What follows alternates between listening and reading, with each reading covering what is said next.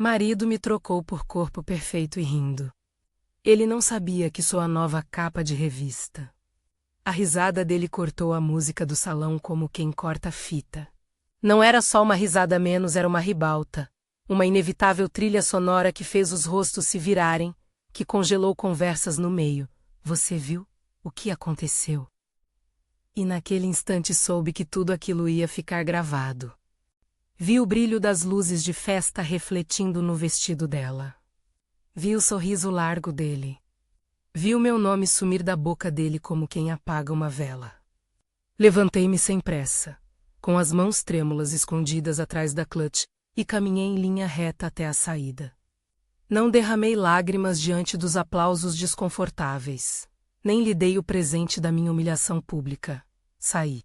Ao atravessar o corredor, ouvi a risada outra vez menos, um som que se repetia nos vídeos que, poucas horas depois, inundaria meu telefone. Ele ria como se estivesse contando uma história engraçada. Ela, com o corpo perfeito que todo mundo elogiava nos comentários, posava com a cabeça encostada no ombro dele. No domingo seguinte, eu vi a gravação em câmera lenta, os dedos dele passando despreocupados pela cintura dela. A minha foto com ele, apagada de perfis e feeds, deletada. Segundo amigos que me ligaram para dizer, como se apagar fotos fosse apagar anos. Se você já passou por traição e sabe bem esse peso no peito, comenta eu aqui e se inscreve para acompanhar essa história até o fim. Não quero que você se sinta sozinha nesse banco de trás da vida quando alguém resolve abrir a porta e sair rindo. Ainda com o suor frio daquele salão no corpo, recuei no tempo para entender como tinha ido parar ali. Era preciso voltar ao início para compreender o que se perdeu no caminho e o que eu estava disposta a recuperar. Conheci Felipe numa tarde de mercado, entre barracas de frutas e uma chuva leve que nos obrigou a procurar abrigo no mesmo estande de queijo artesanal. Ele comprou 3 limões para uma receita que, segundo me explicou com animação, lembrava a infância da avó. Sorri do jeito bobo que se quer mostrar quando alguém te apresenta um mundo diferente e fácil. Aceitei o convite para um café que virou jantar e depois virou promessa de apartamento. De 2 filhos, de um jardim plantado numa varanda que nunca tivemos. Era o tipo de romance que parecia escrito em capítulos previsíveis. Estabilidade. Festas. Fotos com filtros que casavam com as legendas melosas. Prometi apoiar seus sonhos, como ele me prometeu que apoiaria os meus. Prometi aprender a cozinhar o prato que ele lembrava da avó. E cumpri, abri mão de uma rotina que poderia ter me levado para longe. Eu tinha planos profissionais. Pequenas ambições de carreira que fui empurrando para um canto ao mesmo tempo em que ele acendia. Cursos. Viagens de trabalho. Promoção que virou padrão. No começo, eu celebrava como qualquer pessoa que ama, presenteando a conquista dele com jantares e aprovação. Com noites em que eu repetia como um mantra a gratidão por ter estabilidade. Havia orgulho nisso também. Achava bonito termos fundido 2 futuros em um só. Mas o que começou como admiração discreta foi, aos poucos, transformando-se numa bússola invertida. As primeiras fissuras foram sutis, piadas inofensivas sobre o meu corpo quando comparado a modelos nas revistas. Comentários sobre mulheres que se esforçam demais e mulheres que deixam tudo para depois. Em reuniões com amigos. Ele ria alto de mim quando eu defendia algo que vinha estudando, uma ideia para retomar aulas que eu guardava no bolso, por medo de parecer ambiciosa demais. Quando perguntei, tímida, se ele toparia eu voltar a trabalhar fora, sugeriu que não era hora porque o emprego que eu queria exigia muito tempo, como se eu não pudesse conciliar. Como se o tempo fosse uma exclusividade do que a ele interessava. Houve também a primeira vez que ele passou a se explicar mais de um jeito quando nos apresentava. Ela cuida muito bem da casa, disse certa vez, e ouvi o sútil por enquanto no ar. Comecei a notar que as conversas ao redor dele giravam em torno da imagem, investimentos, roupas, viagens a restaurantes que garantissem fotos bonitas. Eu costumo pensar que amor também é atenção. E quando a atenção se transforma em pelave para autopromoção, o lugar seguro vira cenário.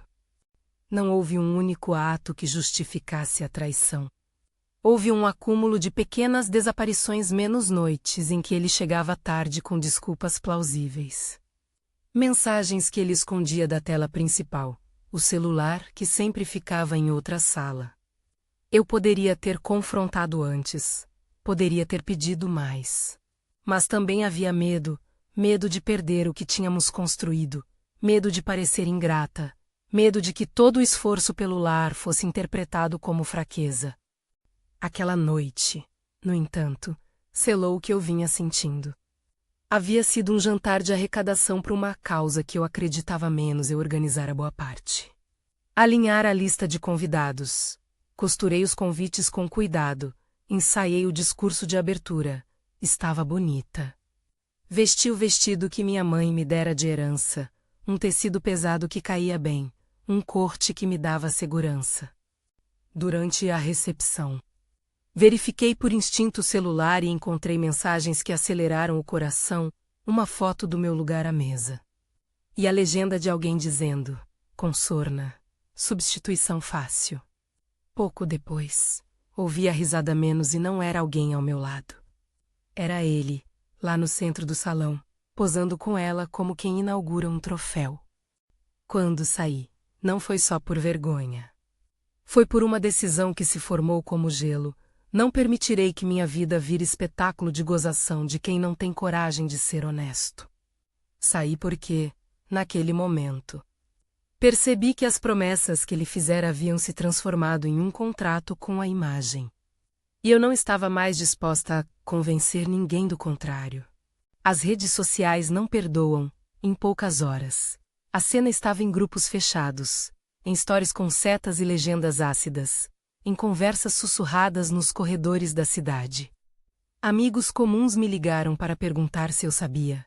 Colegas me puxaram de lado nas rodas de trabalho para comentar com olhos curiosos. Meu telefone vibrou como se fosse um sino de aviso. Encarei cada notificação com um tipo de dor que é a mistura de asfixia e fogo. A sensação de perder controle sobre a narrativa da própria vida é, talvez, uma das violências mais silenciosas que existe. O que me surpreendeu não foi apenas a traição em si, mas como as pessoas reagiram depois. Alguns amigos tomaram partido sem perguntar.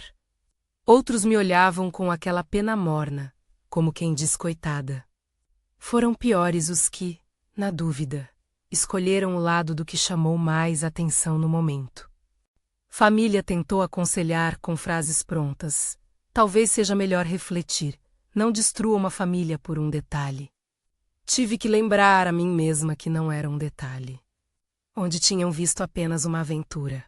Como muitos rotulavam menos, eu via anos de desrespeito e desvalorização. Na intimidade de noites insones. Encontrei forças nas pequenas coisas. Arrumar a casa por mim mesma. Cozinhar uma receita nova. Sentar e olhar filmes que antes dividíamos. Havia um território que eu precisava reclamar. Meu corpo, minha voz, meu tempo. Foi também quando comecei a perceber que reconstrução não era um ato grandioso. Mas uma soma de escolhas diárias menos abrir uma conta bancária só minha.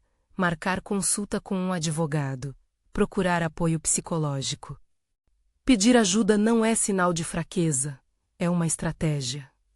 Marquei a primeira sessão com uma terapeuta porque queria entender as escolhas que me trouxeram até ali porque sabia que, para dar passos firmes, precisava olhar para dentro sem o véu da culpa. No consultório, falei como se despejasse as gavetas da alma, medos, raivas, memórias de jantares silenciosos. Noites em que me acostumei a chegar primeiro e arrumar o sofá como quem limpa pistas de uma diminuição gradual. A terapeuta me ouviu com calma, sem dar soluções fáceis, sem me empurrar para a graça de supostas lições divinas. Em vez disso, sugeriu que eu escrevesse menos cartas que eu nunca entregaria. Listas de coisas que me faziam bem, planos de curto prazo. Ao mesmo tempo, reencontrei duas mulheres que se tornaram pilares. Sofia. Amiga de faculdade que tinha olhos de jornalista e uma honestidade afiada. E Dona Helena, uma senhora que era mentora de negócios para mulheres da minha vizinhança e que tinha um senso prático da vida. Sofia foi quem me convenceu, com jeitinho, a aceitar que minha imagem precisava de um reencontro comigo mesma. Não é sobre provar nada a ele, disse ela numa tarde de café. É sobre provar para você quem você é quando não precisa da bênção de ninguém, já Dona Helena. Com suas planilhas e sua coragem sem glamour, começou a me ensinar a entender números, contratos, a burocracia de um mundo que eu tinha deixado à margem. O primeiro gesto concreto foi simples. Aceitei um ensaio fotográfico. Não era para virar revista. Era para mostrar para mim que eu existia sem filtros, sem legendas. Pedi a Sofia que fosse comigo como apoio moral. Ela topou, trouxe uma amiga maquiadora e um fotógrafo que trabalhava com imagens fortes, de mulheres reais. No estúdio, o cheiro do pó de maquiagem me deu um calafrio, como se uma infância inteira de olhar crítico estivesse sendo limpa. A câmera me perguntou em silêncio quem eu era. Demorou até que eu me reconhecesse no visor. Não era a esposa silenciosa de alguém famoso nos círculos sociais. Era uma mulher com cicatrizes e riso, com olheiras e linguagens. A cada clique, senti que afundava e me erguia. As fotos não iam salvar minha história, mas começaram a me devolver pedaços perdidos. Enquanto eu me recompondo em estúdio, a vida prática exigia ações. Procurei um advogado, sim, para entender meus direitos e traçar um plano de saída que respeitasse minha dignidade e a de possíveis. Filhos em comum não tenho filhos, mas sei que precisam ser considerados em qualquer separação que envolva responsabilidades. Não era um plano vingativo. Era um mapa para sair do território tóxico sem sucumbir à exaustão emocional. Assuntos legais foram tratados com frieza, assinados, guardados em pastas. Não havia lugar para espetáculo ali. Havia pragmatismo. As conversas com o meu ex depois do rompimento foram curtas e secas. Tentei dialogar sobre o que haveria de ser rearranjado, mas percebi que para ele tudo tinha sido uma escolha simples. Quase natural, como trocar de marca de relógio. Eu, que acreditava em comprometimento como pacto, descobri que há pessoas para quem laços são itens descartáveis na prateleira de troféus. Quando tentei falar sobre sentimentos, recebi em troca ironia. Quando falei em respeito, ouvi sobre novo começo. A escolha dele estava tomada. A minha tinha que ser pensada com mais firmeza. Lembro de uma conversa específica, depois de uma das reuniões de divisão de bens. Ele se virou, com aquele tom leve que sempre me irritara, e me disse: "Você vai ver que a vida continua. E você vai ficar bem também." Era quase um sorriso paternal. Olhei para ele e respondi: "Não quero ficar bem do jeito que você imagina.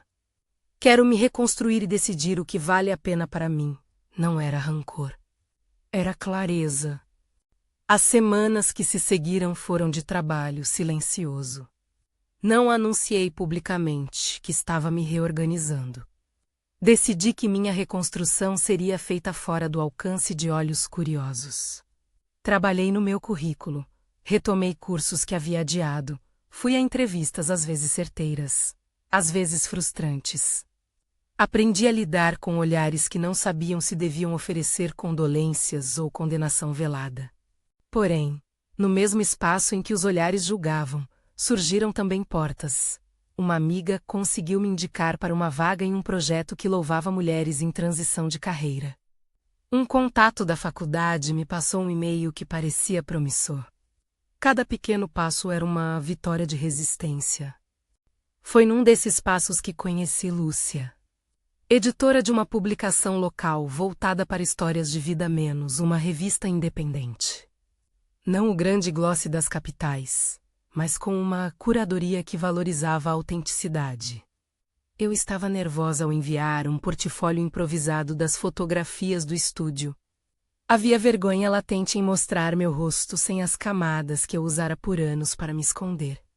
Lúcia respondeu com uma mensagem curta: mais gentil, gostaria de conversar sobre um possível perfil. Sua história tem profundidade. Na hora, meu coração foi uma coisa que pulava e me deixava com as mãos frias. Profundidade parecia uma palavra que combinava com cicatriz e coragem. Não disse ainda a ela sobre o que tinha motivado a busca por recomeço. Disse que era uma história de carreira e resgate pessoal.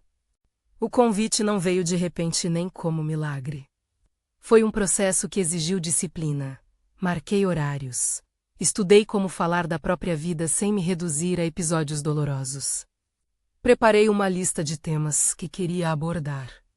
Quando enfim nos encontramos, Lúcia tinha um bloco de notas antigo, com capas que pareciam histórias vivas. Ela me olhou como quem vê matéria-prima crua. Conversamos por horas. Falei sobre as pequenas concessões que eu havia feito. Sobre as expectativas que a sociedade tece sobre mulheres casadas. Sobre aquilo que segurei dentro para preservar a imagem de família perfeita, ela anotava. Em nenhum momento sugeriu que eu transformasse minha dor em espetáculo. Pelo contrário, propôs que a história fosse sobre reconstrução, sobre como pessoas recuperam apagões de identidade. Senti, pela primeira vez em meses, que podia transformar aquilo que me doía em algo útil, não para ferir, mas para iluminar.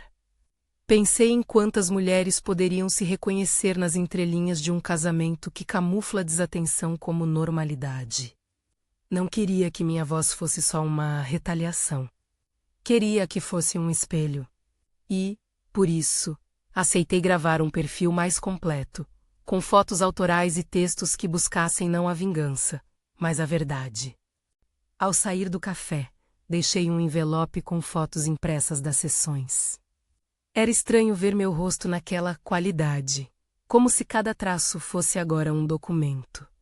Voltei para casa com a sensação de que uma porta, pequena e discreta, havia se aberto. Ainda assim, havia insegurança. Aceitar ser retratada após a humilhação pública era ainda um risco. Eu poderia reabrir feridas. Poderia ser julgada. Mas havia uma diferença agora. Eu estava no controle de como minhas imagens seriam usadas. A partir dali, fui costurando uma nova rotina. Entrevistas, encontros, pequenos eventos. Eu me mostrava com limites. Não atendia provocações públicas. Não buscava viralizar respostas. Sempre mantive a postura de quem sabe o que quer dizer e quando dizer. E foi nesse movimento de presença refinada que algo inesperado começou a acontecer, menos convites mais significativos. Convites de gente que lia além da superfície. O público, que antes acreditara apenas no rótulo da mulher trocada, começou a escutar relatos e, devagar menos, a questionar as narrativas fáceis que a mídia de fofocas promove. No entanto, o passado não se curva sem aviso.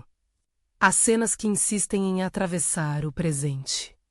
Um dia, recebi uma ligação de um amigo que, com voz baixa, disse: "Você viu? Ele postou uma foto na banca central. Parece que está por toda parte com ela." A raiva subiu como água quente. Pensei em responder, em expor, em devolver a humilhação com interesse público. Mas respirei. Lembrei-me das palavras da minha terapeuta.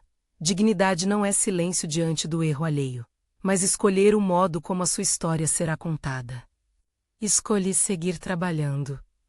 Em uma tarde de primavera, enquanto revisava textos para o perfil com a orientação de Lúcia, meu telefone apitou com uma mensagem que me deixou paralisada, um número desconhecido. Uma frase curta e direta. "Queremos falar para uma matéria de capa. Você aceita conversar?" Fiquei minutos encarando a tela, sentindo o mundo girar devagar. Era cedo demais. Era coincidência. Meu primeiro impulso foi recusar por medo de me expor novamente.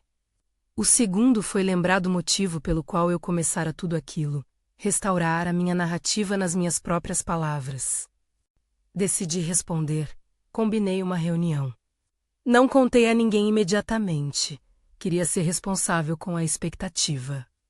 Havia uma sensação estranha de que a vida estava me oferecendo uma revanche, mas eu sabia que revanche não era a palavra certa.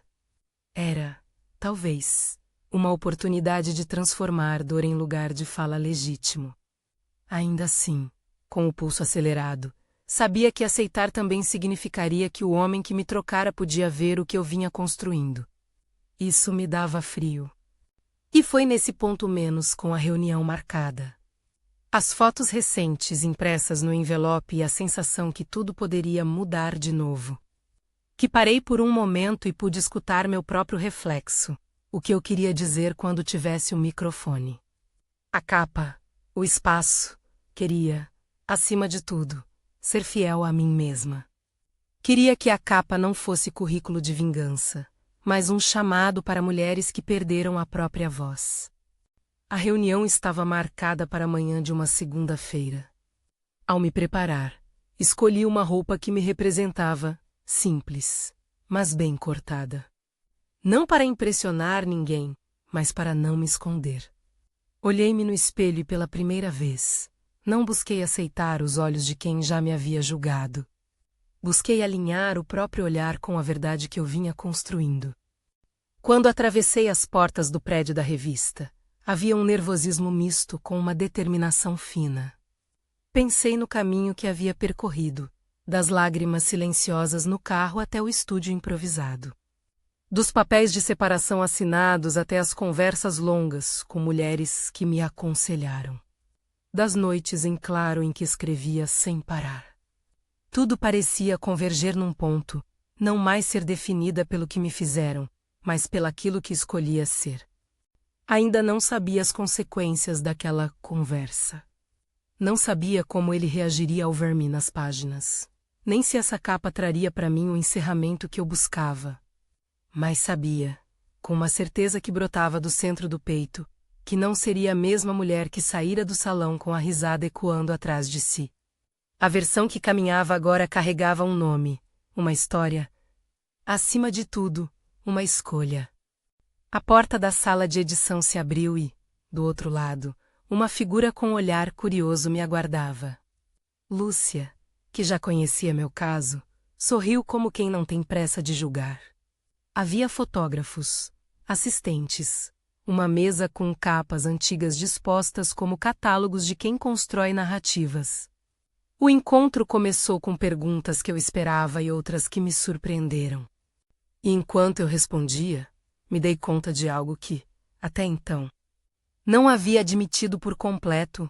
Aceitar ser vista implicaria, cedo ou tarde, ser reconhecida por ele. E isso me deixava em suspenso, entre o medo do encontro e a vontade de caminhar ereta na direção da minha própria história. A porta da sala de edição se fechou atrás de mim com um som que parecia gentil e definitivo. Lúcia pegou uma das capas antigas, deslizou os dedos pela lombada como quem pesquisa história por textura. E começou: queremos que a capa fale de resiliência, não de escândalo. Você topa? Respirei fundo e respondi com a voz que me treinara nos últimos meses. Calma, mas sem recuar. Quero que fale de verdade. Que não transforme dor em entretenimento. Ela sentiu, anotou uma frase e perguntou sobre limites, o que eu não queria ver nas páginas. O que poderia ser divulgado, quais perguntas eu preferia não responder. A conversa, surpreendentemente, foi um treino de autocontenção. Ao sair, senti que não entregara minha história menos apenas a moldura com a qual ela poderia ser contada. Os dias seguintes foram um turbilhão metódico. Havia reuniões com um fotógrafo, um jovem chamado Rafael que sabia, como poucos, achar força nas sombras. Escolhas de looks com uma figurinista que insistia em peças que me deixavam inteira, e não apenas bonita. Conversas com o diretor de arte sobre tipografia emocional, letras que não gritassem, cores que não ferissem. Cada decisão parecia pequena, mas somadas formavam uma armadura sem peso. Sofia estava ao meu lado em quase tudo. Ela me chamava às vezes de editorial ambulante, como quem ri para não chorar. Dona Helena monitorava os números, os contratos, e me lembrava de não assinar nada sem ler 3 vezes. No estúdio, o ar tinha cheiro de pó de maquiagem e café. Havia um silêncio concentrado, respeitoso. Rafa Menos, com sua câmera como instrumento de observação e não de acusação, pediu questões simples. Qual imagem você quer que fiquemos? Pensei na primeira noite que saí do salão, com a risada ainda presa no ar. Pensei nas cartas que escrevi e nunca enviei, nas sessões com a terapeuta, nos trechos de roteiro da minha vida que reescrevi devagar. Quero que mostre alguém que segurou as próprias rédeas. Respondi.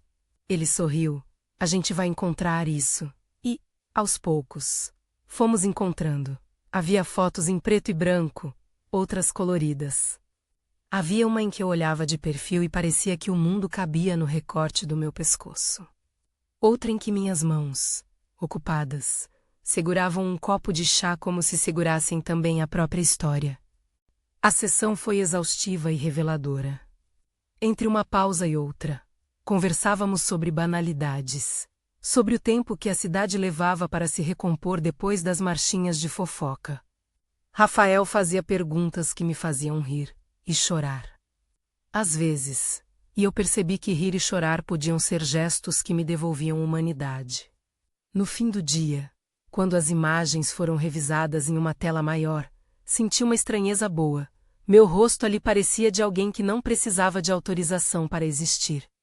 Chegou o momento de revisar o texto de apresentação. Lúcia trabalhou para que as palavras não fossem um tribunal, nem um negacionismo da dor.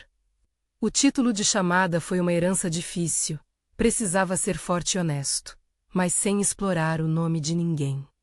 Optaram por um subtítulo que era quase um manifesto: reconstruir-se para além do espelho. Li o rascunho em voz alta sozinha na cozinha. Senti a garganta apertar, e ajustei uma frase aqui, sufoquei outra acolá. Era estranho, mas bom, aprender a negociar a própria narrativa. Não aceitei manchetes sensacionalistas. Negociei cada vírgula com a mesma firmeza com que eu, meses antes, assinar os papéis que terminavam o que havia acabado. Anunciaram a data de publicação, um dia de quinta-feira, quando as redes costumam espalhar capas com mais calma. Pedi que a capa fosse lançada a uma dia, hora em que, geralmente, as pessoas pausam o trabalho, olham o feed e decidem dar atenção. Escolhi não avisar a muitos menos apenas as pessoas mais próximas. Havia um medo latente de que, se eu gritasse antes, a história viraria palhaçada mais cedo do que eu poderia controlar. Preferi que a surpresa viesse no seu tempo. Os dias até lá foram de uma ansiedade controlada. Percebi que a vida cotidiana seguia, com idas ao supermercado, reuniões, aulas que retomei aos poucos. Mas havia uma camada de expectativa que cortava as horas. E se isso me deixasse exposta novamente? E se eu me arrependesse? Lembrei das palavras da terapeuta sobre corajosidade prudente e do conselho de Dona Helena. Faça o que te fortalece, não o que te enfraquece. Foi também semana de entrega de um projeto voluntário que eu começara, um pequeno grupo de apoio online para mulheres que lidavam com traumas de relacionamento. Enquanto trabalhava no conteúdo, pensava no alcance que a revista podia trazer, não para ajustar egos, mas para dar voz. Na manhã do lançamento, saí cedo para caminhar. O ar fresco acalmou o coração que insistia em acelerar. Recebi a primeira notificação às 11h58. A revista já estava no ar. Abri o link com as mãos umedecidas. A capa tomou a tela e todo o resto por alguns segundos. Minha imagem, ampliada, tinha força. Li o texto principal, estavam lá minhas palavras, sofridas, honestas, sem ódio. Havia uma frase que eu havia insistido em manter: minha identidade não cabe no troféu de ninguém. Ao compartilhar o link em minhas redes, escrevi algo simples, direto, minha história. Meu trabalho de transformar, não esperava nada demais, mas o impacto veio rápido. Comentários pipocaram, mensagens de apoio. Depoimentos de mulheres contando histórias semelhantes. Agradecimentos por alguém ter colocado em palavras o que tantas sentiam. Houveram mensagens difíceis também, menos algumas críticas. Pessoas que não gostaram da escolha de publicizar a dor. Isso era previsível. O que me surpreendeu foi a quantidade de relatos que chegavam depois. Privados. Cheios de confiança. Uma mulher me escreveu dizendo que minha matéria a encorajara a não voltar para um casamento abusivo. Outra, que depois de ler, conversou com um filho adolescente sobre respeito.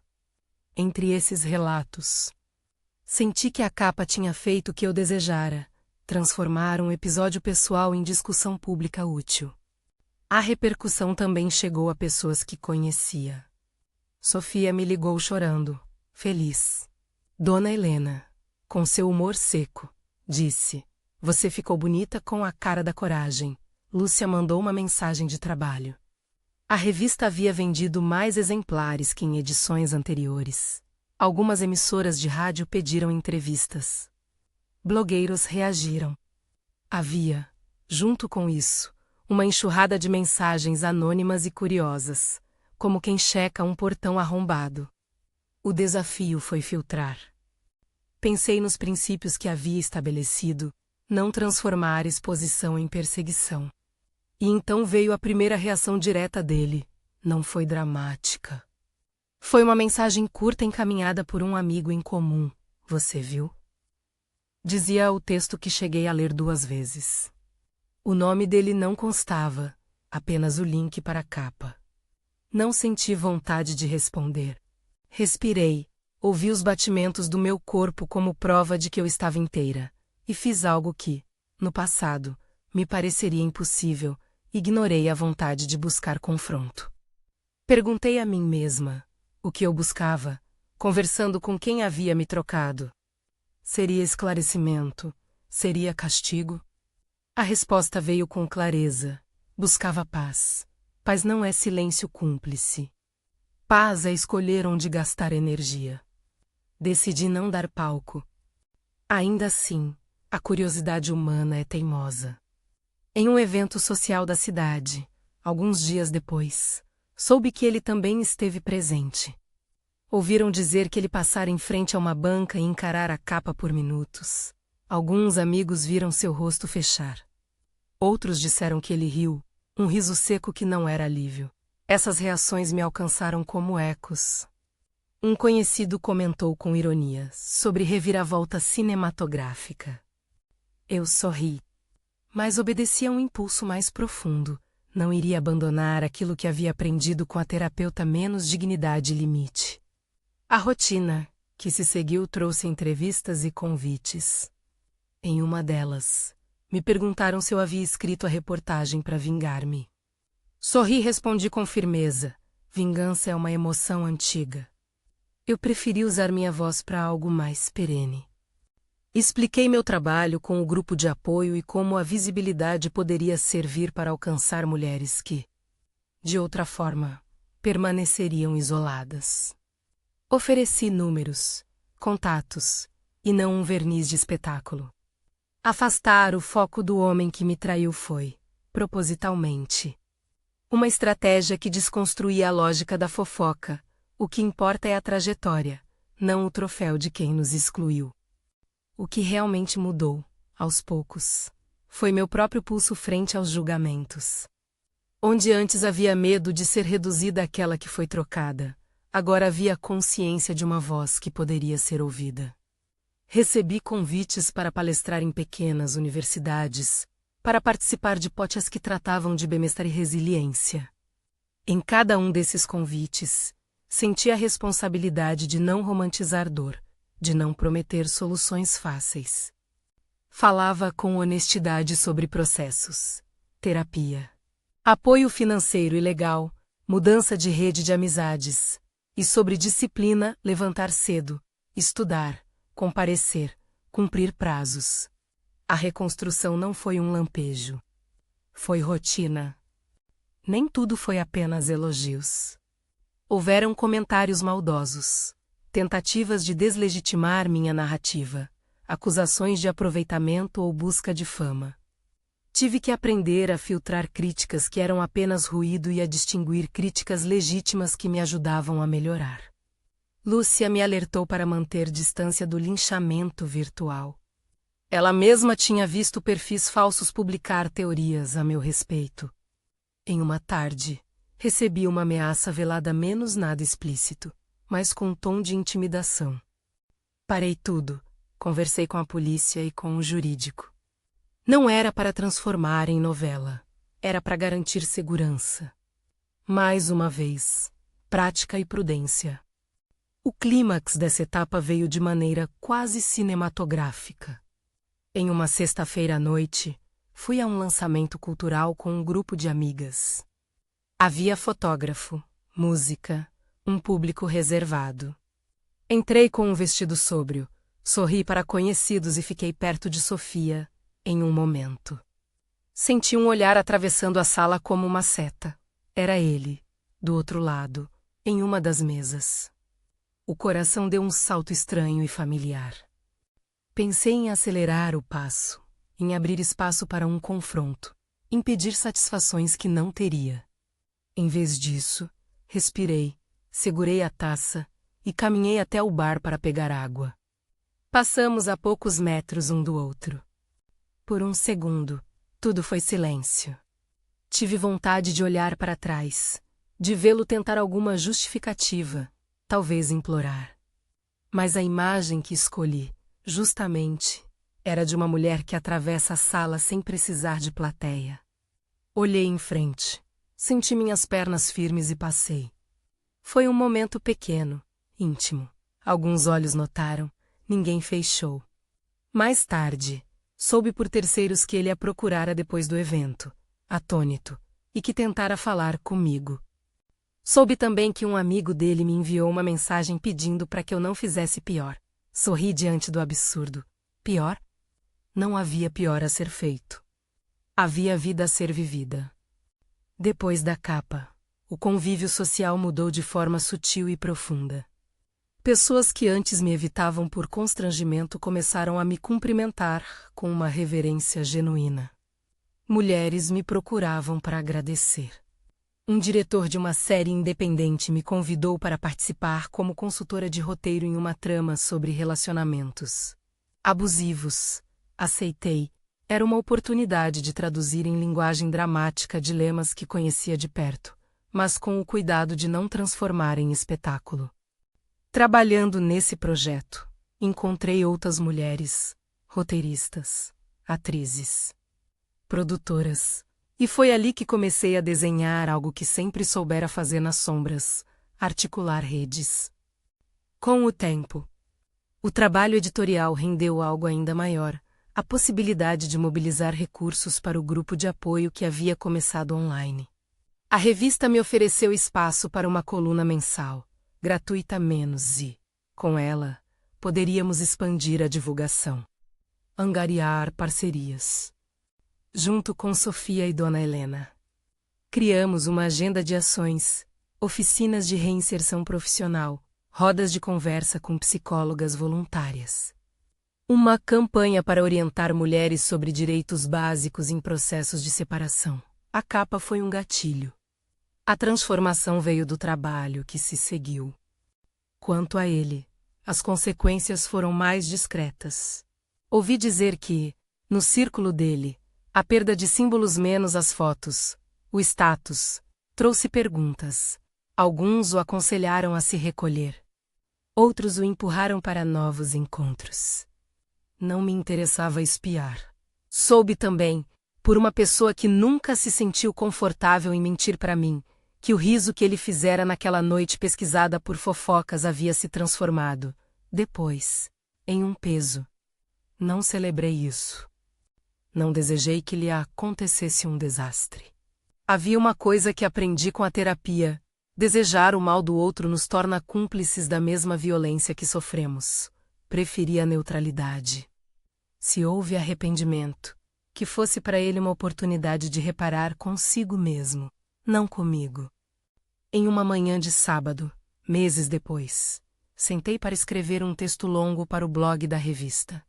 Descrevi, com cuidado, O caminho posterior à capa, o trabalho, as oficinas. As histórias de mulheres que haviam reaprendido a cozinhar para si mesmas, a economizar, a se recolocar no mercado. Escrevi também sobre limites menos, como recusei convites que fariam do meu sofrimento um espetáculo momentâneo.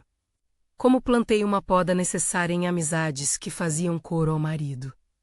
Terminei o texto com uma confissão, que havia dias em que a sombra do que ocorrera ainda me visitava. Mas que agora sabia como lidar com visitas, sem lhes permitir estabelecer residência. Fechar ciclos não significa apagar memórias. Significa reorganizá-las. Havia uma caixa com cartas que escrevi e nunca enviei. Ainda estava lá, guardada. Abri-a em uma tarde de chuva e reli algumas palavras de dor transformadas em resistência.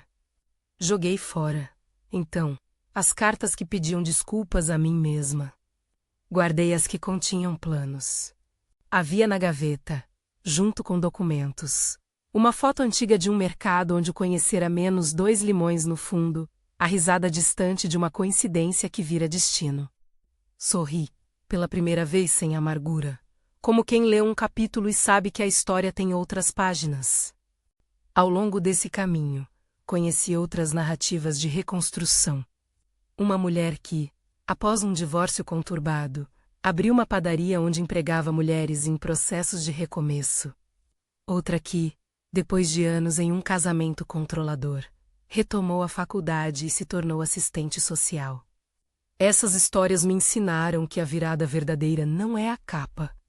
O emprego, a manchete menos mais a soma de pequenos gestos que devolvem agência.